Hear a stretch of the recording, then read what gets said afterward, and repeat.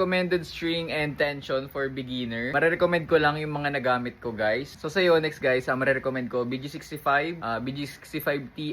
Sa leaning, yung leaning number 7. Kasi usually, guys, kapag beginner, dapat mas makapal yung string. Tulad yung mga string na yan, 0.7 yung gauge niya. Kasi usually kapag beginner, hindi pa masyado tumatama sa sweet spot yung mga shot. So, mas madaling mag-break kung bibili kayo ng mas maninipis na string. Sa tension naman, usually nire-recommend sa Google, 20 to 24. Hindi ko na rin kasi maalala dati nung beginner ako kung ilan yung tension ko. Pero, ayun, sundin nyo na lang, guys, 20 to 24 tension. Lower tension means more durability and more power yun. Kung hindi nyo pa napanood yung explanation ko doon, meron ako dating content, all things badminton, about din sa string tension, pang mga beginner to advanced. Kung low on budget kayo, guys, kung ano lang kaya talaga nyong bilhin, and kasi medyo pricey yung mga na-recommend ko. Alam ko meron sa Apex, meron din sa Pellet, Protect, Black Knight, Alpsport. Pero personally, yun yung mga ginamit ko dati, mga durability strings. Ngayon na medyo regular na ako naglalaro, ang gamit kong main string ay X-Bolt 65, 26, minsan 27 tension.